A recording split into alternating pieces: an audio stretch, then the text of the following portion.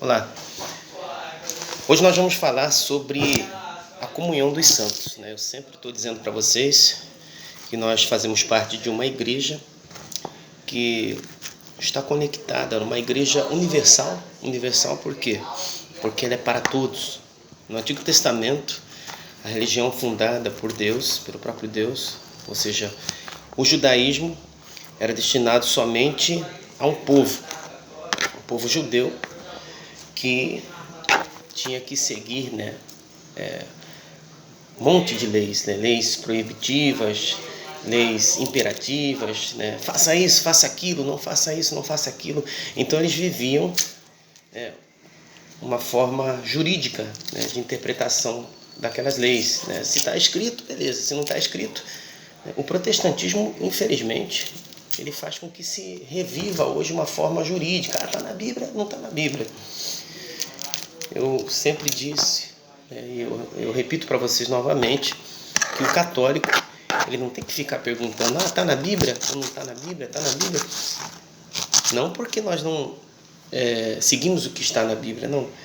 É porque a pergunta correta seria, o que a igreja ensina a respeito disso ou daquilo? Sim, porque nós acreditamos na Bíblia, obviamente, porque a igreja assim o manda. O próprio Santo Agostinho disse, eu não acreditaria nas Sagradas Escrituras se a igreja assim não ordenasse. Então, quando nós rezamos o creio na Santa Missa, nas missas dominicais, a gente não diz o creio na Bíblia, a gente diz creio na Santa Igreja Católica. E a Igreja Católica, ela que é muito maior do que as Sagradas Escrituras, porque através da Igreja Católica que surgiram as Sagradas Escrituras, os livros considerados inspirados, e fechou ali nos 73 livros. Depois, 1.500 anos depois, com a Reforma Protestante, Lutero veio e tirou aqueles 7 livros. A gente já comentou sobre isso, E os protestantes hoje, a verdade é que eles têm 7 livros a menos, sem contar partes lá do capítulo de Daniel, que eles não têm também, além de que as partes que eles têm são todas deturpadas, traduções aí grosseiras mesmo, que o católico jamais deve querer estudar, deve querer basear-se, o seu estudo bíblico com uma Bíblia protestante. Isso seria terrível, Guarde o que eu estou te falando. Você tem uma Bíblia protestante? Pode jogar fora, não presta. É sério mesmo, porque a pior do que a mentira são meias verdades. E ali vai ter muitas passagens ali que estão de acordo com as Sagradas Escrituras da Bíblia Católica, mas uma grande maioria tá mal interpretado, está deturpado. Isso aí tem origem lá naquele tradutor que se intitulava padre para ludibriar as pessoas, que era o Ferreira de Almeida, que é a referência da Bíblia dos protestantes hoje. Então, o católico ele tem que se perguntar o que a igreja ensina a respeito disso ou a respeito daquilo. E quais são as nossas luzes para estudo? O Catecismo da Igreja Católica, aquele amarelinho, é muito bom, E a própria Sagrada Escritura, a Bíblia que seja católica. Eu recomendo a tradução, a Bíblia da Ave Maria. Então, nosso Senhor Jesus Cristo, ele fundou uma igreja visível, mas ao mesmo tempo essa igreja também é invisível. É interessante que para os protestantes não existe uma igreja invisível. Tanto que eles não têm problema de sair de uma igreja aqui e ir para uma outra igreja lá. Para eles não, isso aí é só nome, é nome de... ele funda uma porta de garagem aqui, aí não gosta, vai lá, funda uma outra porta de garagem, porque para eles a igreja visível é irrelevante. O importante é a igreja invisível. Só que não há como concordar com isso, porque cada instituição que eles chamam de igreja com I minúsculo, ela tem um ensinamento diferente, ela tem uma interpretação diferente, E se isso fosse correto, lá nos Atos dos Apóstolos, lá em Jerusalém, não teria tido o Concílio de Jerusalém, Atos 15, acerca da circuncisão. Ou seja, a circuncisão era uma forma de batismo, uma forma de aliança com Deus no Antigo Testamento.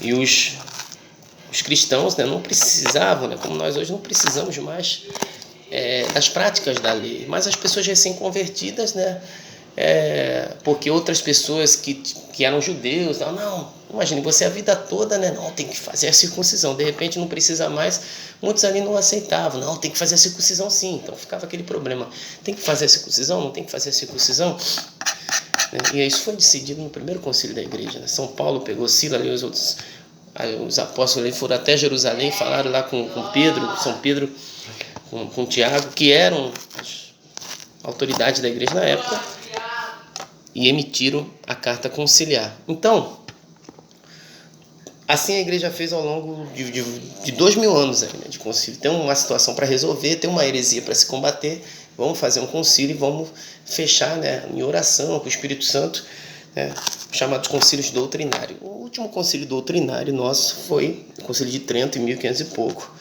Né, o concílio Vaticano II, que é o último concílio, um concílio apenas pastoral, né, não produziu dogma nenhum, né, e até hoje, né, o Concílio Vaticano II, né, é objeto de estudos, né, de perguntas, né, sobre isso, sobre aquilo.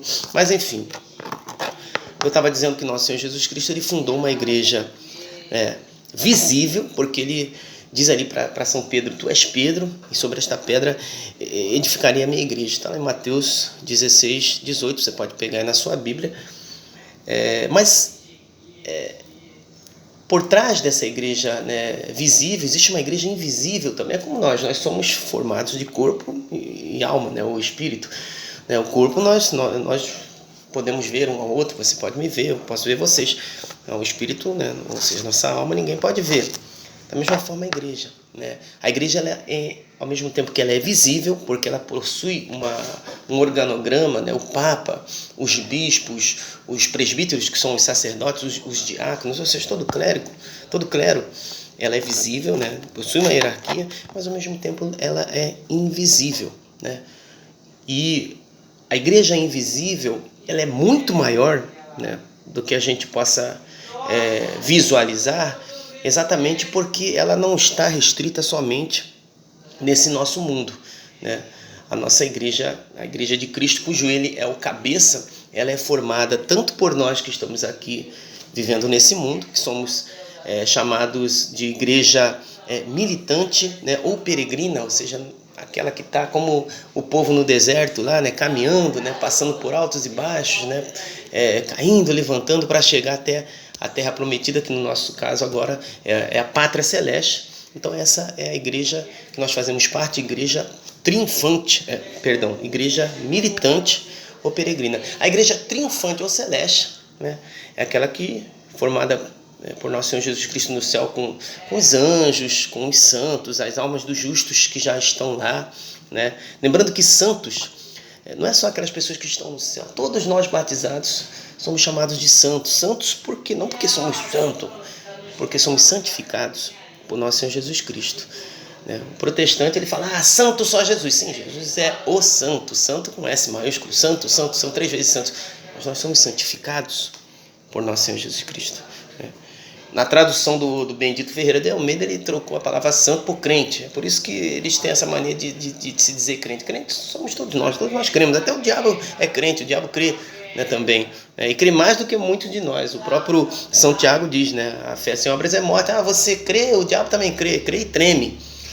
Então, aí nós temos a igreja militante, que somos nós, já disse, igreja triunfante, da pátria celeste, que já está no céu, gozando de plena glória, lá em cima, né, com nosso Senhor Jesus Cristo. Né? Nosso Senhor Jesus Cristo não está lá sozinho no céu, como muitos pensam, todos aqueles que morreram estão dormindo. Não estão dormindo. O próprio São Paulo ele disse, morrer para mim é lucro. Ele sabia que dali ele ia direto para a glória. Né? O ladrão lá na cruz, né? Nosso Senhor Jesus Cristo disse para ele, ainda hoje você estará comigo no paraíso.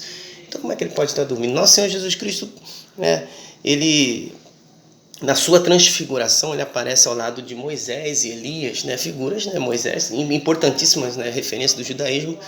Moisés tinha morrido, no entanto, estava lá na glória com Cristo. E o profeta Elias, né, grande profeta Elias, né, que foi arrebatado, também estava lá. Ou seja, já existe uma pátria celeste. Né, já existe a alma dos justos que já estão lá, até porque a própria Sagrada Escritura ela diz o seguinte, né? Nem a morte, né, pode nos separar do amor de Deus. Então como é que morreu, acabou? Não acabou. O problema é que o protestantismo, ele é de uma forma assim muito de dar crédito, acreditar somente naquilo que se vê, né? Somente o que se vê.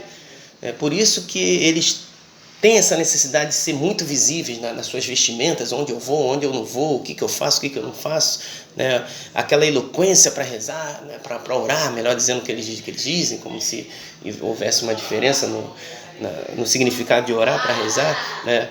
Rezar significa, bem do latim, recitare, né? É a mesma coisa que orar, fazer uma prece, tá?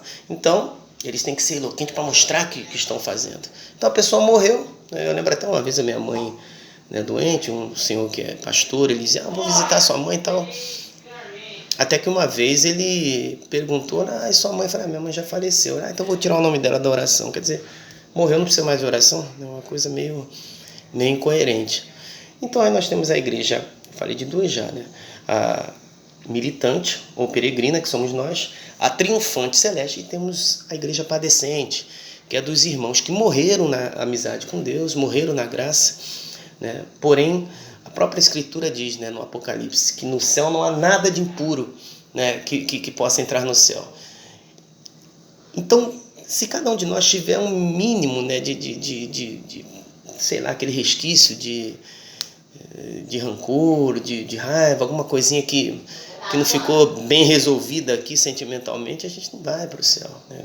Uns vão ficar mais tempo no purgatório, outros menos tempo. As próprias Sagradas Escrituras atestam. Nosso Senhor Jesus Cristo diz, né, se a gente não pagar o que deve, né, não vai sair, né, da prisão enquanto não pagar o último centavo. Não me recordo agora a passagem que ele diz, mas ele faz várias menções sobre o purgatório. O próprio São Paulo diz, né, que muitas pessoas se salvarão como aquelas que escapam de um incêndio.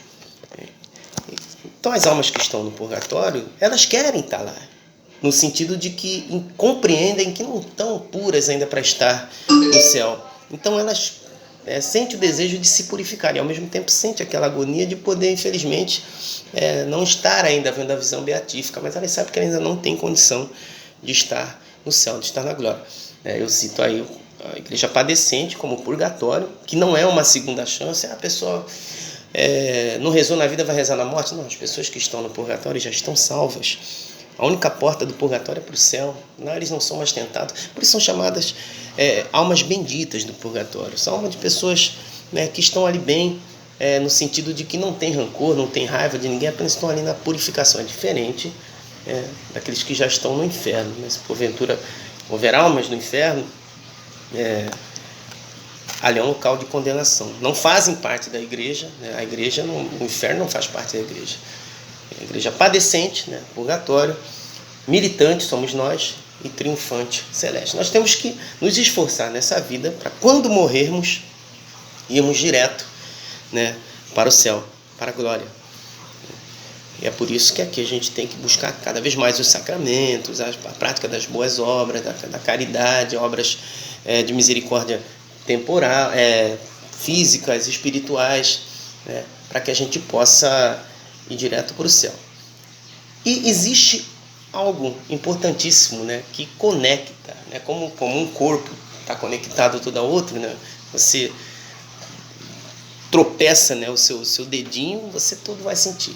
Então o corpo de Cristo como um todo, essa igreja invisível, Cristo cabeça, todos nós, igreja peregrina, igreja celeste, igreja triunfante, ela está toda conectada. Está conectada de uma forma muito, né, assim, maravilhosa, que é o próprio Cristo no Santíssimo Sacramento, né, do altar. A Eucaristia, ela conecta, né, Jesus Cristo ali conecta as três partes dessa igreja, né. Isso é chamado de comunhão dos santos. Essa igreja está em comunhão, né. E é por isso que nós pedimos a intercessão das almas daqueles que estão já na glória, que nós chamamos de santo, que as Sagradas Escrituras chamam de santo. Mas isso não é idolatria? É óbvio que não. É óbvio que não. Por quê? Porque eu estou, assim, fazendo uma petição para uma alma que já está na glória. No começo, né, do cristianismo, era comum as pessoas fazerem pedidos, súplicas, escreverem e colocarem nos túmulos, né, das pessoas que já tinham morrido. já existia um senso comum, né? Um senso de fé de que aquelas pessoas que já estavam na glória poderiam nos atender, né? Então, essa questão de que a idolatria, por quê? Por o protestante, né? Eles simplesmente decapitaram esse corpo de Cristo, tirando todo o corpo formado pelos anjos, pelos santos e tal, e deixando só Jesus cabeça. Isso é impossível. Não tem como você beijar a cabeça e dar murro nesse corpo todo, dizer, essa Maria aí, esse José, esse não sei quem, essa não sei o que, eu amo só Jesus. Não ama, né? Até porque o próprio São João diz, aquele que diz que ama a Cristo, mas odeia o seu irmão, é mentiroso. Como é que você pode dizer que ama Jesus se você desconhece a igreja que ele fundou, os sacramentos, Jesus presente na Eucaristia, o sacramento da confissão, né? É uma coisa no mínimo incoerente. Só que para eles não, para eles Jesus está sozinho lá no céu, né? E a igreja é só o que se vê aqui. Então eles fazem aí na vida deles religiosa uma espécie de Atos dos Apóstolos do século XXI. Porque eu vou na feira, que eu vou pegar a Bíblia, porque como se na época São Paulo tivesse uma Sagrada Escritura, uma Bíblia, né, debaixo do braço para ficar lá, que nem louco lá sozinho, né? Com todo respeito, não quero ofender aqui a religião de ninguém, mas não é assim que as coisas funcionam. Então, nós vamos estudar sobre a comunhão dos santos, né? Como é que está conectado, né, essas igrejas. Nós precisamos aqui, como igreja peregrina, rezar pelas almas, né, dos nossos irmãos falecidos, porque eles supostamente podem estar no purgatório, pedir, né, de coração, né, para os nossos santos de devoções. Podemos ter o santo de devoção que quisermos, lembrando que a devoção à Santíssima Virgem não é uma opção. Todo católico ele não pode deixar de ter a sua devoção à Santíssima Virgem, rezar o rosário, né? A devoção à Santíssima Virgem é, sobretudo, a prática, né, constante da oração do rosário. Então nós precisamos rezar, né? Rezar cada vez mais. Eu sei que às vezes é difícil, bate aquele desânimo, porque é uma luta, é um combate espiritual. E não posso simplesmente dizer, sou devoto só porque faço parte de uma procissão, só porque faço parte de uma festa social, onde eu dou bolo para as crianças. Então, isso é importante, isso é bacana, mas isso não é o essencial, né? Aí, sem contar as pessoas que entram no sincretismo, que já é mistura com outras religiões, que Nossa Senhora, que Iemanjá. Nossa Senhora não é, nunca foi e jamais será. Iemanjá, que é uma divindade cultuada por outras religiões de matriz africana. Eu não vou entrar aqui no mérito dessa questão. Mas Nossa Senhora, eu posso ter devoção para Nossa Senhora com o título que eu quiser. Nossa Senhora Aparecida, Nossa Senhora de Guadalupe, Nossa Senhora de Fátima, Nossa Senhora de Lourdes, Nossa Senhora da Candelária. Mas eu não posso deixar de amar Nossa Senhora, que nosso Senhor Jesus Cristo entregou na cruz. Eis a tua mãe, né? Disse para João, evangelista, que estava ali representando toda a igreja, representando cada um de nós. E João, né, que não era bobo, foi morar com Nossa Senhora. Olha que maravilha, né? Então,